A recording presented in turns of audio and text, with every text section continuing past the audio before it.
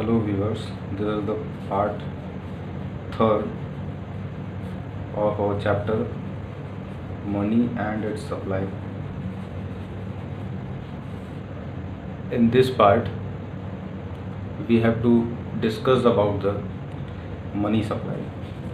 यहाँ पे बस सिंपल हमको इतना जानना है कि मनी सप्लाई क्या होता है। तो मनी सप्लाई बहुत आसान डेफिनेशन है। इसके तीन चीज़ होते हैं। अगर हम कह दें MS is equal to CC plus DD plus OD, अगर ये समझ लेंगे तो पूरा मनी सप्लाई अपने को समझ में आ जाएगी एकदम। ये किसी वीडियो में तुरंत का तुरंत समझ में आ जाएगा।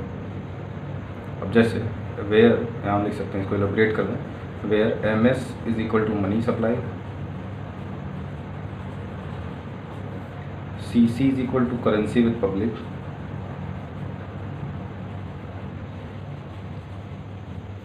DD is equal to demand deposits with commercial banks, and OD is equal to other deposits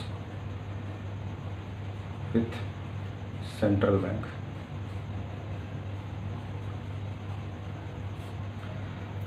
अब इस टॉपिक का मतलब आप पहले समझ लिया जाए कि टॉपिक क्यों पढ़ी जा रहा है। तो मनी सप्लाई का मतलब होता है कितना पैसा सप्लाई में भी है। तो वो कैसे पता चलेगा? तो वो पता चलेगा कि भाई पैसा किसके किसके पास होता है। पहली बात तो पैसा होता है पब्लिक के पास, दूसरा पैसा होता है कमर्शियल बैंक के पास, और तीसरा पैसा होता है सेंट्रल बैंक के पास। इस तीन सोर्सेज के अलावा कोई अदर सोर्स है ही नहीं जहाँ पैसा स्टोर होगा। या पैसा ट्रेवल करेगा पब्लिक के पास, हमारे आपके पास होगा, या कमर्शियल बैंक के पास होता है जो हम लोग ही सेव करते हैं। और कमर्शियल बैंक में हमारा सेव किया हुआ पैसा सेंट्रल बैंक में जाता है as a reserve and deposits which are kept in the central bank by the commercial banks. तो अल्टीमेट अगर इन तीनों को प्लस कर दिया जाए, जैसे हमने यहाँ पे अपना फॉर्मूले में लिखा है MS is equal to CC plus DD plus OD, तीनों को प्लस कर देंगे तो हमारा मनी सप्लाई निकल के बाहर आ जाएगा। मनी सप्लाई क्या हो जाएगा? CC plus DD plus OD। तो इसकी डेफिनेशन अगर पूछी जाए तो डेफिनेशन सिंपल लिख सकते हैं कि मनी सप्लाई मीन्स या it comprises of currency with public and demand deposits with commercial banks and other deposits with central bank. केवल इसी को हम कंबाइन कर देंगे तीनों को, इन तीनों को, तो अपनी डेफिनेशन बनकर क्लियर हो जानी है और कुछ नहीं करना है। तो मनी सप्लाई सिंपल है कि कितना पैसा कितना मनी सर्कुलेट हो रहा है या सप्लाइड है इस समय इकोनॉमी में। तो कैसे पता चलेगा? तो इन सबको जोड़ देंगे तो पता चल जाएगा हमको। और ये 100% तो नहीं बताएगा, but it can give knowledge about the money supply. कितना है एटलीस्ट अंदाज़ा तो लग ही सकता है। देन अब मनी सप्लाई इन इंडिया देख लेते हैं कि मनी सप्लाई इंडिया में किस प्रकार की। Money supply in India, Bharat का अपना मनी सप्लाई है, सब देश का अपना अपना होता है, यहाँ भी अपना है। तो यहाँ इसको भारत में इसको 4 पार्ट्स में बांटा गया है, M1, फिर M2, M3, M4। तो M1 क्या होता है? M1 सेम वही होता है जो ऊपर हमने पढ़ा है। M1 is equal to CC plus DD plus OD, यानी currency with public, demand deposits with commercial banks and other deposits with RBI। यहाँ सेंट्रल बैंक हमारा सेंट्रल बैंक RBI है, तो यहाँ हम RBI में जो पैसा डिपॉजिट होता है उसकी बात करेंगे। उसके बाद आता है आपका next approach is M2 approach. Depend करता है हम कौन सा अप्रोच लेते हैं। तो M2 अप्रोच में क्या हो जाएगा? तो M2 अप्रोच में कुछ नहीं होता है, M1 plus net deposits of post office savings. यानी कि अभी बहुत कम लोगों को पता भी है कि पोस्ट ऑफिस में भी सेविंग्स अकाउंट्स खुलते हैं, FD खुलता है, रिकरिंग डिपॉजिट खुलता है, NSC होती है, फिर किसान विकास पत्र KVP होता है। तमाम चीज़ें पोस्ट ऑफिस में भी होता है, जो केवल पोस्ट ऑफिस चिट्ठी भेजने का काम में नहीं आता है, वो तो अब होता भी नहीं है। तो rather than we can use post office as a saving for opening savings account, FD account, etcetera etcetera. तो ये भी फैसिलिटीज़ है। इंटरेस्ट रेट काफ़ी अच्छा होता है। अगर आपको जानकारी चाहिए तो एक बार आप उसके साइट पे आप विजिट करके देख लीजिएगा। इंटरेस्ट कमर्शियल बैंक से तो लाख गुना अच्छा रहता है। देन तो M2 अप्रोच में क्या होगा? केवल बढ़ गया एक चीज़, net deposits of post office savings. अब देखिए ये एक चीज़ नहीं है, ये पूरा चीज़ है। अब इसको हम और करके अगर लिखना चाहें M2 को ही, तो M2 इज इक्वल टू क्या हो जाएगा? CC plus DD plus OD plus post office deposits, post office savings deposits. अगर इसको हम लिखें मतलब वही होगा, यही मतलब है, दोनों का मतलब सेम है। बस मैंने इसको पूरा एलोबरेट करके लिख दिया कि एलोबरेट करने पे क्या बन के निकलेगा। तो एलोबरेट करने पे ये आपका ये बनेगा, क्या बन जाएगा? M2 is equal to CC plus DD plus OD plus post office, यानी सब मिल जाएगा इसमें। तो ये एक M1 से एटलीस्ट एक बड़ा अप्रोच हो गया। M1 थोड़ा छोटा पड़ रहा था, पोस्ट ऑफिस जुड़ गया तो थोड़ा और पैसा आ गया। फिर बात आती है आपकी M3 अप्रोच। तो M3 अप्रोच क्या होता है? तो M1 plus time deposits of commercial banks. अब यहाँ पे एक वर्ड आया टाइम डिपॉजिट्स।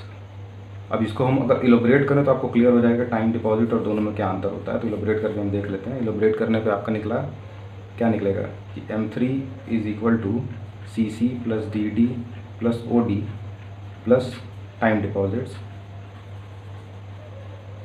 ऑफ CB मतलब कमर्शियल बैंक्स। ठीक, अभी क्या है? अभी देखिए, अब करेंसी विद पब्लिक तो लिया ही था, यहाँ हमने लिया था DD मतलब क्या था? Demand deposits of commercial bank. तो यहाँ क्या ले रहे हैं? Time deposits of commercial bank. इसका मतलब कि डिपॉजिट्स हमारे कमर्शियल बैंक में दो प्रकार की होती हैं। अब डिपॉजिट्स कितने टाइप्स के होते हैं वो हम देख लेते हैं। किसी भी कमर्शियल बैंक में जो डिपॉजिट्स होते हैं वो होते हैं 2 टाइप्स के। पहला तो होता है आपका डिमांड डिपॉजिट्स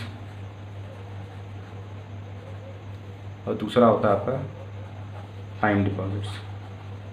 दोनों में फ़र्क क्या है वो समझ लीजिए। Demand deposits are those deposits which are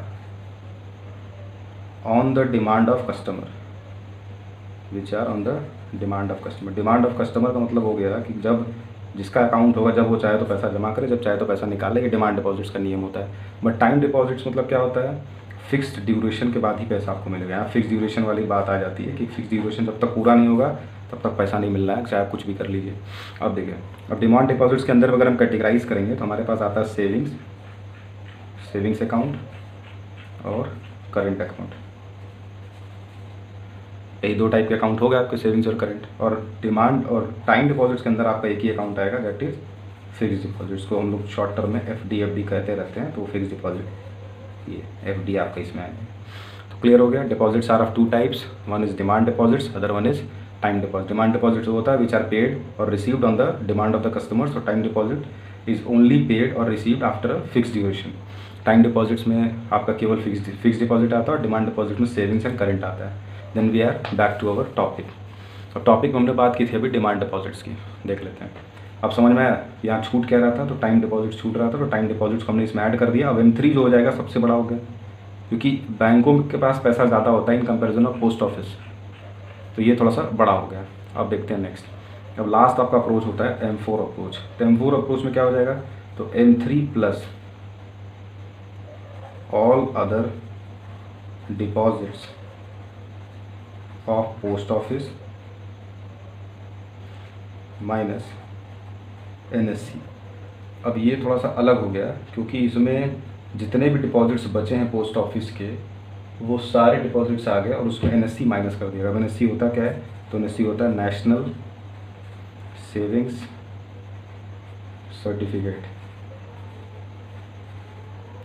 अब ये कुछ सर्टिफिकेट नहीं मिलता है आपको, ये बस नॉर्मली एक अकाउंट टाइप का होता है जिसमें 5 साल मिनिमम ईयर्स के लिए खुलता है। आप फिक्स डिपॉजिट जैसा होता है वैसे ही टाइप का होता है।